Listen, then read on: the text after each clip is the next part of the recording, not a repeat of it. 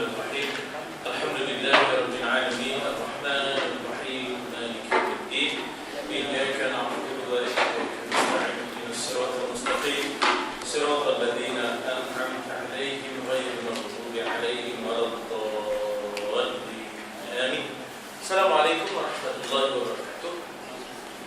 Alhamdulillah wassalatu wassalamu ala Rasulillah wa ala alihi wa sahbihi ajma'in. Allahumma anfa'na bima 'allamtana wa 'allimna ma yanfa'una wa zidna 'ilma. Kita mulakan dengan Mukasyafah Al-Qulub, kitab tasawuf karangan Imam Ghazali di buku surat 24.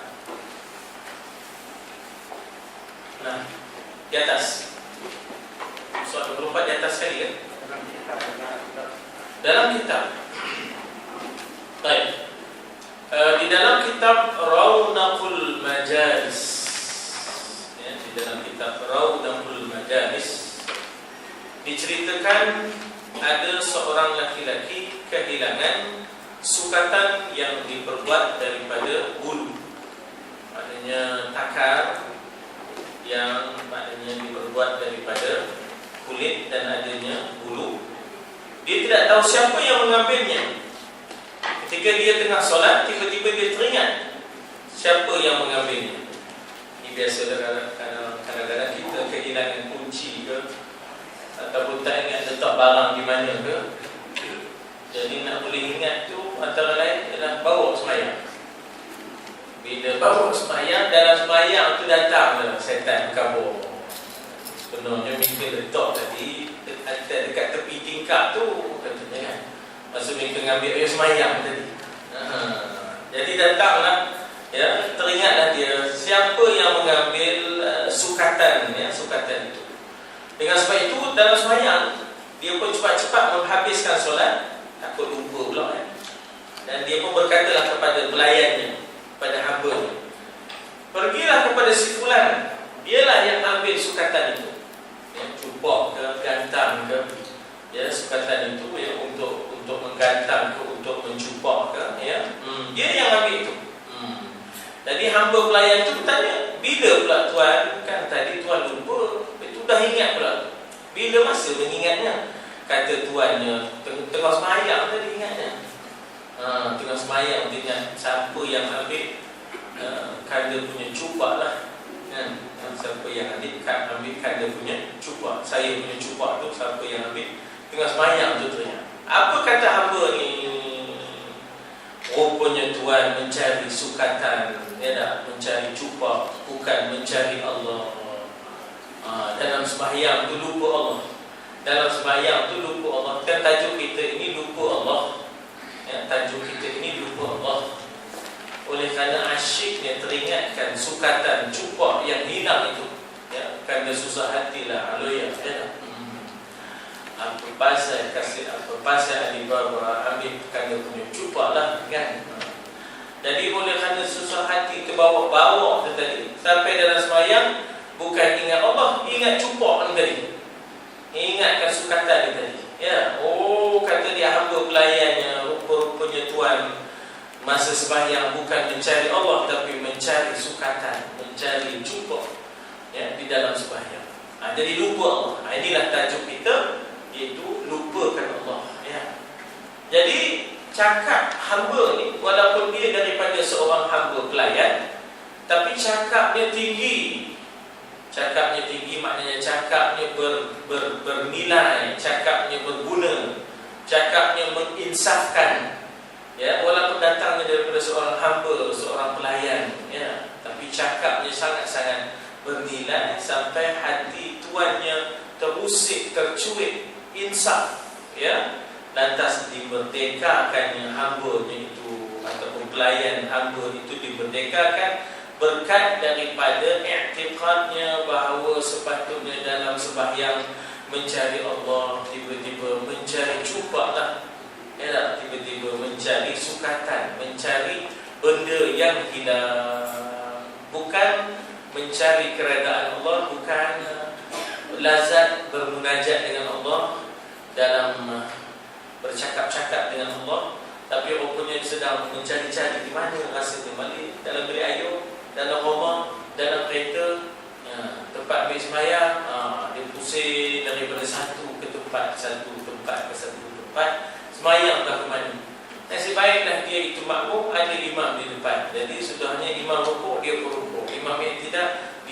tak banyak.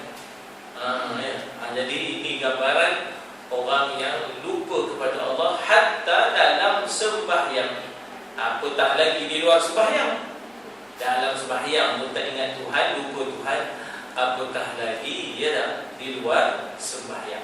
Jadi cakap ini menginsafkan. Bila mana hamba ni kata, oh Tuhan sembahyang apa ni bukan mencari Allah apa ni mencari jumpa mencari sukatan. Oi, cakap kamu ni sangat berguna. Cakap kamu ni menginsafkan. Cakap kamu ini menyedarkan aku betul lah, aku telah tidak mencari Allah dalam sembahyangku.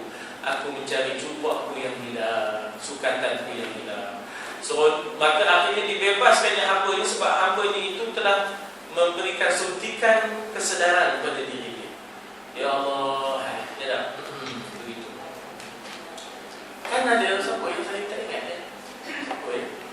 Apa tuan-tuan mungkin ada yang ingat, iaitu Imam Syafi'i tak silap dalam soal monopos.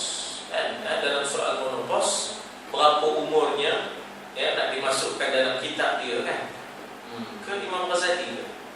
Jadi teringat-ingat yang itu terbawa-bawa dalam sembahyang.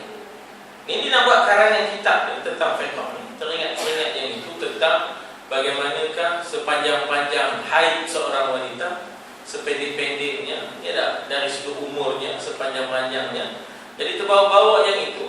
Tiba-tiba mursyidnya yang membimbing dia dapat melihat tajalli Allah Ta'ala perlihatkan. Kamu sembahyang dalam keadaan aku lihat penuh dengan darah.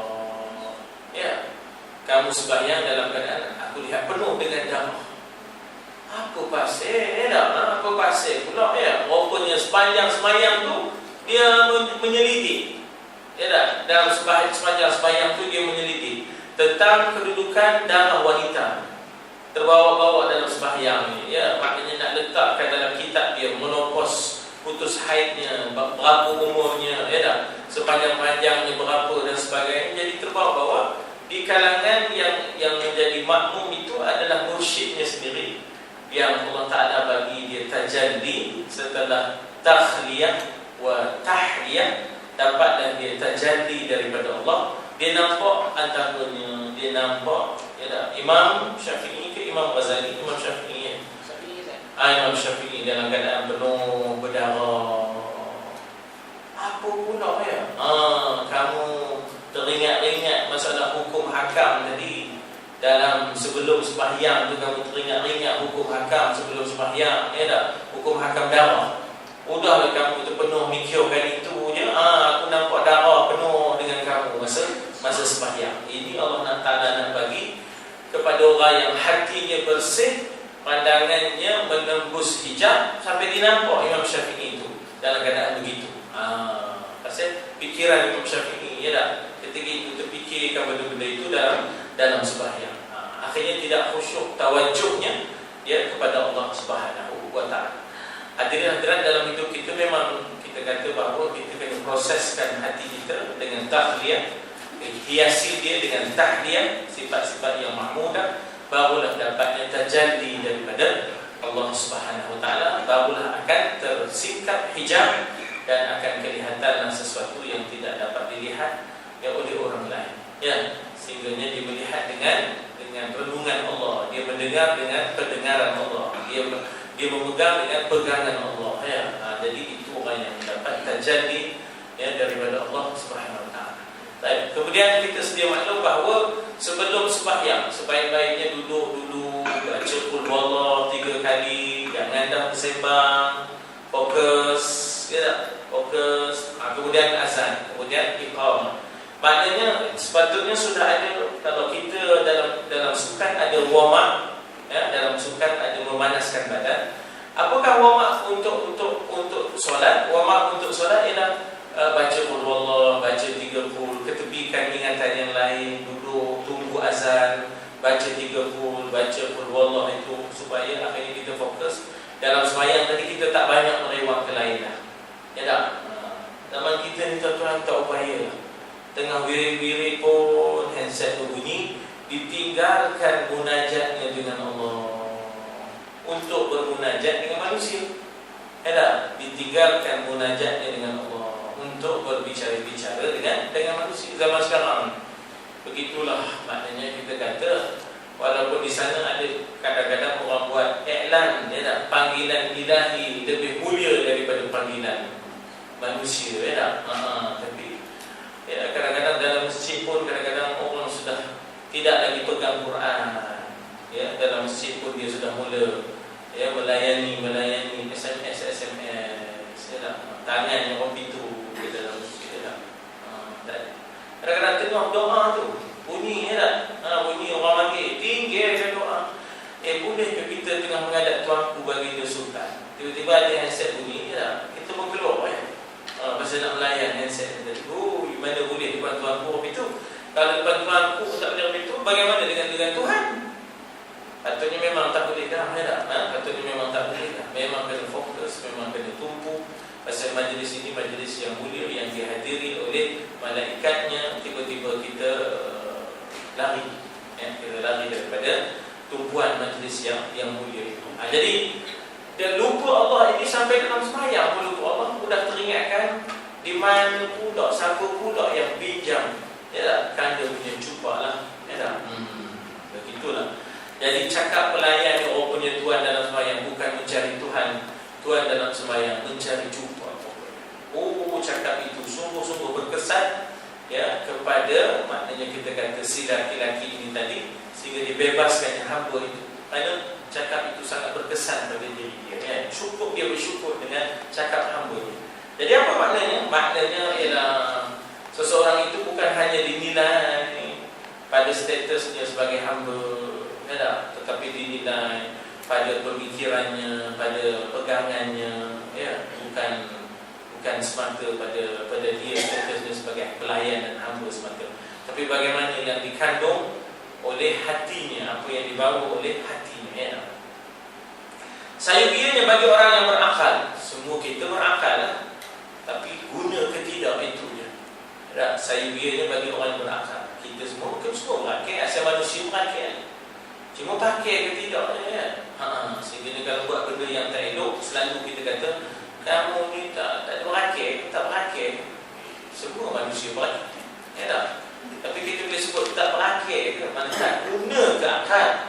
Jadi orang yang menggunakan akal, hendaklah dia meninggalkan dunia ini ketika mana dia ingin mendampingkan diri ini kepada Allah.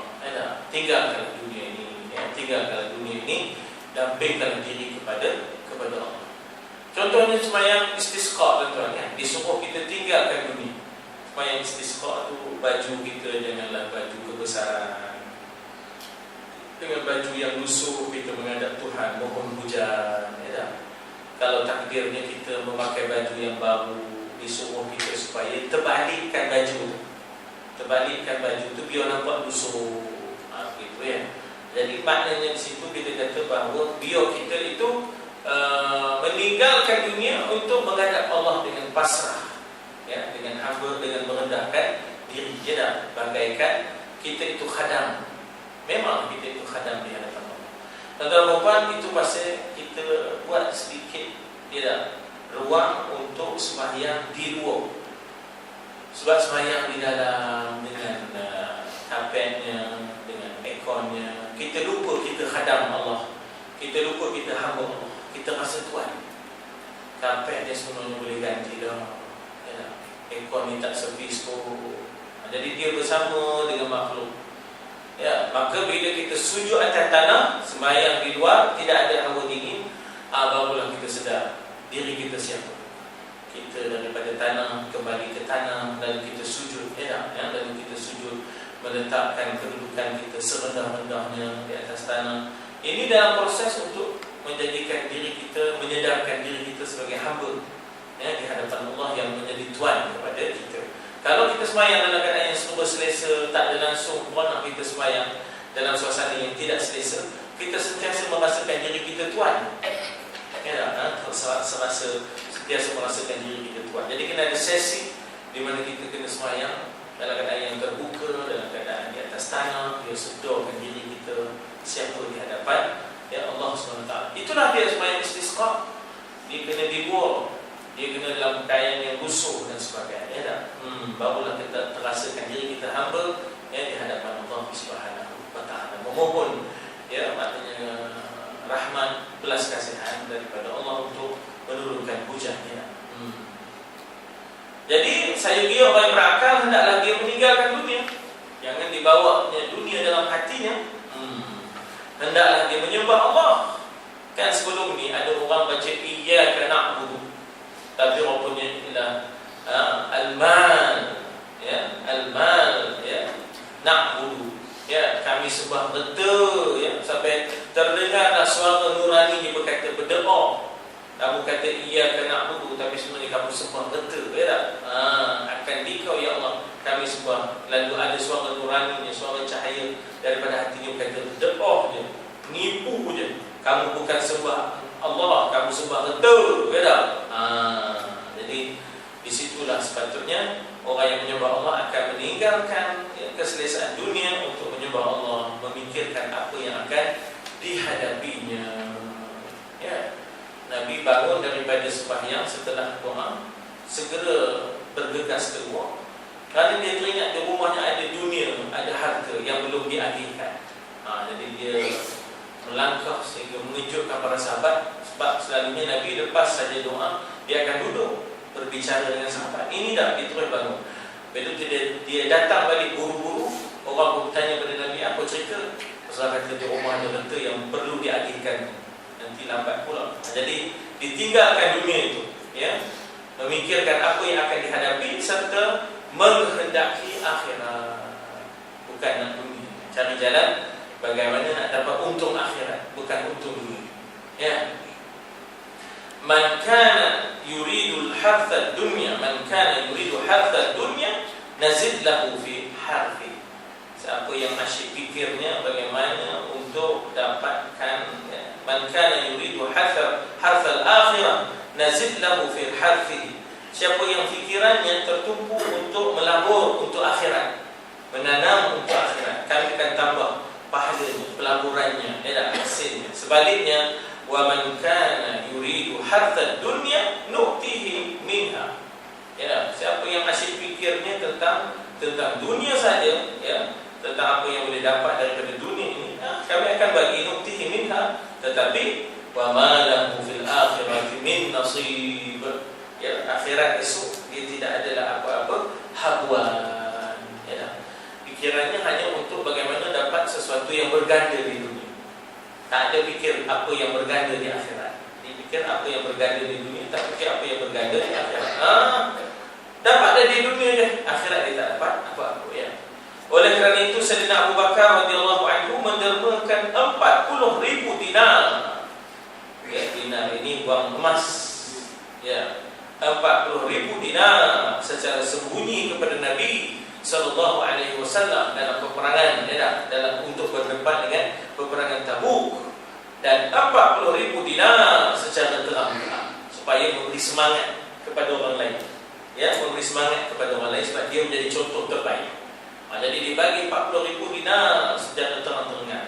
Tapi kehendak dia nak bagi semua 80,000 itulah harta yang apa dia. Tapi 40 itu dia bagi secara sembunyi, 40 jadi terang-terangan untuk merangsang sahabat lain berkorban, bertabarruk, dan 40 itu dibagi secara sembunyi untuk menjaga hatinya supaya jangan lupa Allah, supaya ingat dunia, supaya ingat Allah dan lupakan dunia, sehingga dia tidak punya apa-apa lagi. Dan sesungguhnya Rasul sallallahu alaihi wasallam beserta keluarganya adalah orang, dan sehingga Nabi bertanya kepada Sayyidina Abu Bakar, apa yang kau tinggalkan untuk ahli keluargamu?